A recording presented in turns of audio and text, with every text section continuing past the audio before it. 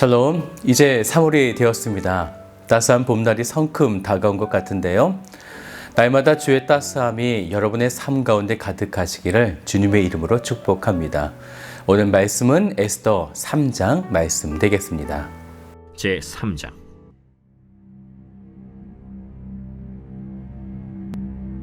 그 후에 아하수에로 왕이 아각 사람 함무다다의 아들 하만의 지위를 높이 올려 함께 있는 모든 대신 위에 두니 대궐문에 있는 왕의 모든 신하들이 다 왕의 명령대로 하만에게 꿇어 절하되 모르드게는 꿇지도 아니하고 절하지도 아니하니 대궐문에 있는 왕의 신하들이 모르드게에게 이르되 너는 어찌하여 왕의 명령을 거역하느냐 하고 날마다 권하되 모르드게가 듣지 아니하고 자기는 유다인임을 알렸더니 그들이 모르드게의 일이 어찌되나 보고자 하여 하만에게 전하였더라.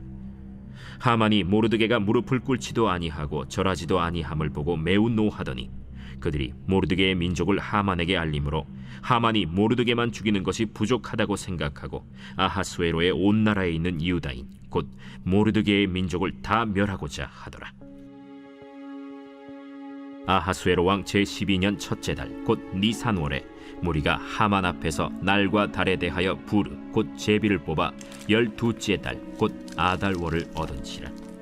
하만이 아하수에로 왕에게 아뢰되 한 민족이 왕의 나라 각 지방 백성 중에 흩어져 거하는데 그 법률이 만민의 것과 달라서 왕의 법률을 지키지 아니하오니 용납하는 것이 왕에게 무익하니이다. 왕이 옳게 여기시거든 조서를 내려 그들을 진멸하소서. 내가 은 1만 달란트를 왕의 일을 맡은 자의 손에 맡겨 왕의 금고에 드리리이다. 왕이 반지를 손에서 빼어 유다인의 대적 곧 아각 사람 함무다다의 아들 하만에게 주며 이르되 그 은을 내게 주고 그 백성도 그리하노니 너의 소견에 좋을 대로 행하라. 첫째 달 13일에 왕의 서기관이 소집되어 하만의 명령을 따라 왕의 대신과 각 지방의 관리와 각 민족의 관원에게 아하수에로 왕의 이름으로 조서를 쓰되 곧 각 지방의 문자와 각 민족의 언어로 쓰고 왕의 반지로 인치니라.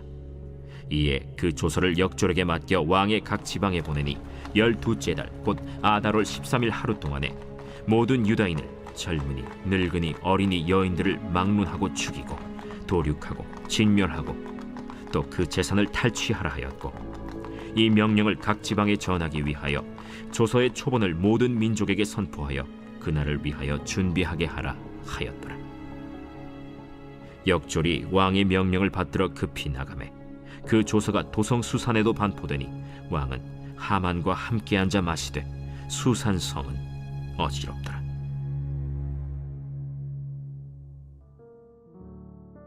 우리가 신앙생활을 할 때 악한 대적의 공격이 사소해 보여서 우리는 그저 스쳐 지나갈 때가 있죠. 그 정도는 괜찮을 거야. 이 정도는 해도 돼 라고 하는 신앙의 절충선은 어느덧 오늘 우리의 믿음을 타협하게 만드는 악한 죄가 되어질 수 있다는 거죠. 에스더서의 사건은 스룹바벨을 통해서 귀환하였던 1차 귀환과 에스라를 통해서 귀환하였던 2차 귀환 사이에 일어난 일인데요. 배경은 바사 제국의 수상궁에서 일어난 일이에요. 우리가 잠시 말씀을 보았지만 굉장히 좀 소란스럽죠. 악한 대적이 남유다를 죽이려고 하고 있고요. 그런데 이때가요, 시기적으로 에스라서 6장과 7장 사이에서 일어난 일인데요. 당시에 예루살렘에서는 어떤 일이 있었냐면 성전을 지으려고 할 때에 방해자들이 성전을 짓지 못하도록 방해하고 고소한 일이 있었다는 거죠.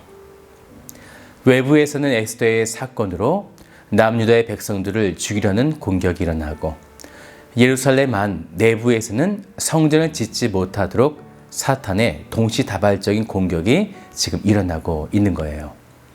그러면 그러한 공격들이 어떻게 일어나는가? 그 시작이 아주 중요하죠.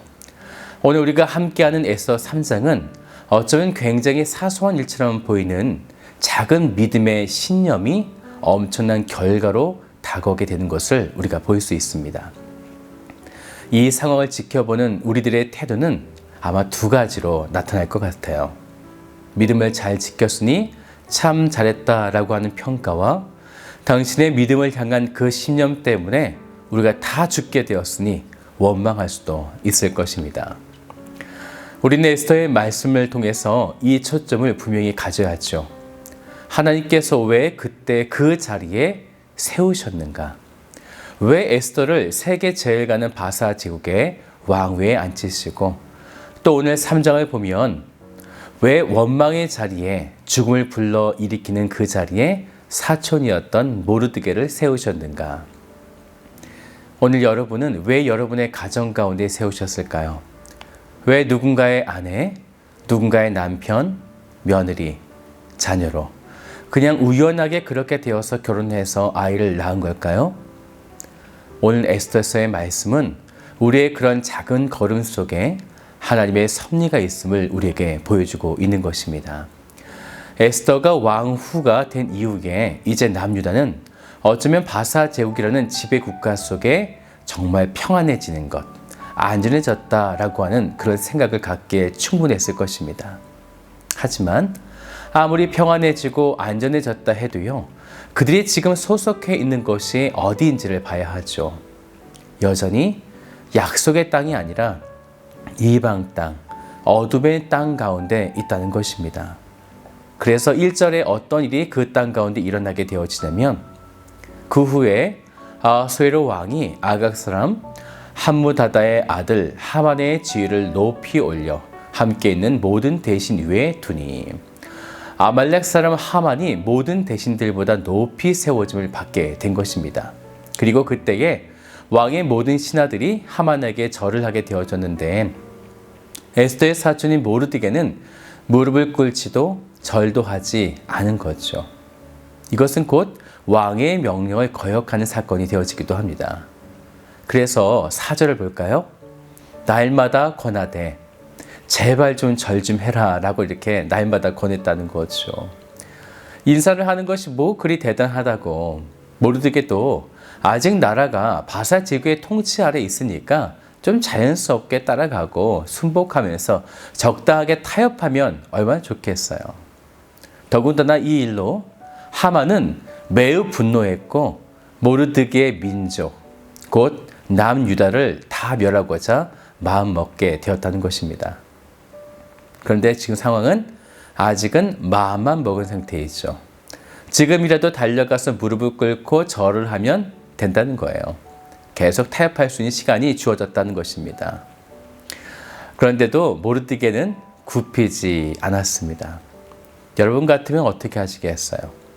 나 때문에 우리 주위의 성도들이 피해를 본다면, 아니면 반대로 우리 성도 가운데 누구 때문에 내가 피해를 본다면 믿음을 잘 지킬 수 있겠습니까? 또 시간이 주어지고 그래도 변함이 없는 모르드게의 태도에 하만은 왕에게 이르게 되어지는데 에스더서 우리 3장 8절 말씀을 보세요. 하만이 아하수에로 왕에게 이르되 한 민족이 왕의 나라 각 지방 백성 중에 흩어져 거하는데 그 법률이 만민의 것과 달라서 왕의 법률을 지키지 아니하오니 용납하는 것이 왕에게 무익하니이다. 계속해서 9절도 보세요. 왕이 옳게 여기시거든 조서를 내려 그들을 진멸하소서. 내가 은 1만 달란트를 왕의 일을 맡은 자의 손에 맡겨 왕의 금고에 드리리이다 하니. 진멸하겠다라는 거죠. 근데 그때 아하수에로 왕은 반지를 손에서 빼어 남유다 사람들을 진멸하려는 하만의 계획에 동조하게 되어집니다. 절을 하냐 절을 안 하냐의 문제로 동족 전체가 진멸하게 되는 비극에 놓이게 된 것이죠. 그것도 굉장히 잔인하게 13절을 보면요. 모든 유다인을 젊은이, 늙은이, 어린이, 여인들을 막론하고 죽이고 도륙하고 진멸하고 또 그 재산을 탈취하라 하였고, 이 모든 사건의 발단은 에스더의 사촌인 모르드게였어요. 절만 했어도, 조그만 타협을 했었어도 동족 전체가 죽음을 맞이하는 비참함은 피할 수 있었던 거죠. 만약 일제시대와 같은 그 신사참배가 지금 일어나고 있어요. 담임 목사인 제가 절을 안 하면 성도 전체를 죽이겠다고 하는 거죠. 그러면 제가 신사참배를 하는 것이 맞을까요? 아니면 여러분의 목숨을 살리기 위해서 성도를 사랑하는 마음으로 절을 하는 것이 맞을까요? 여러분들 어떤 걸 선택하면 되겠습니까? 왜 모르드게가 절을 안 했을까요? 하만의 종족이 아말렉 사람이라는 것에 집중해야 됩니다. 일전에 사울 왕이 아말렉과의 싸움에서 승리할 때에 하나님은 모든 것을 다 진멸하라 라고 명령하셨는데 그때 사울 왕이 아말렉 사람 아각 왕을 살려둔 사건이 있었어요. 그리고 지금 모르드게를 비롯한 남유다 백성들은 아말렉 사람 하만과 또 연장선상으로 싸우고 있죠. 출애굽기 17장 16절의 말씀을 보면요, 이런 말씀이 있어요. 이르되 여호와께서 맹세하기를 여호와가 아말렉과 더불어 대대로 싸우시리라 하셨다 하였더라. 그래서 지금 모르드게는 대적인 아말렉과 싸우고 있는 것이죠. 피해서는 그들을 살려둬서도 안 된다라고 하는 하나님 말씀이 있었기 때문에 지금 그들에게 절을 하지 않는 것은 너무나 당연한 거죠. 대적이니까요. 지금 이 사건이 1차 기환과 2차 기환 사이에 일어난 일이라고 말씀을 드렸어요. 1차 기환 때는 성전을 지었죠.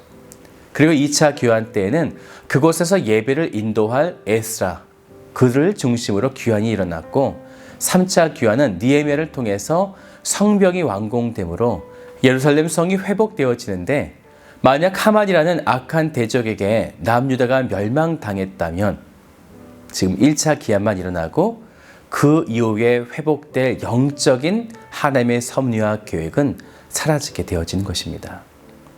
그래서 지금 모르드게가 작은 신념처럼 보이는 이 믿음을 지켜내는 것이 너무나 중요한 것이죠.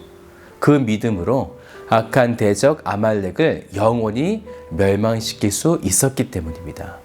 사랑하는 여러분, 하나님의 사람은 세상에 무릎을 꿇지 않습니다.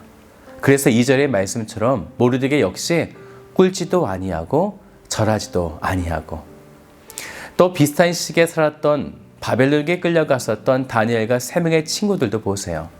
금신상을 세워서 모든 사람들에게 절을 하라고 명령할 때에 다니엘과 그의 친구들은 신상에 절하지 아니하였다라고 말씀하고 있습니다. 세상은 점점 더 우리에게 무릎을 꿇어라, 순복해라, 따라와라. 그러면서 자연스럽게 신앙을 내려놓도록 우리를 강요할 것입니다.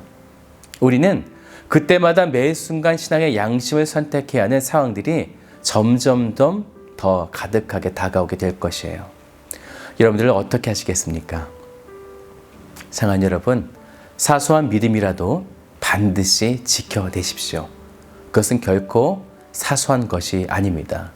결국 그 믿음은 나와 내 가족과 민족을 구원해내는 거대한 믿음이 되어질 것입니다. 오늘 우리를 이곳에 세우신 하나님을 바라보시는 복된 성도가 되시기를 주님의 이름으로 축복드립니다.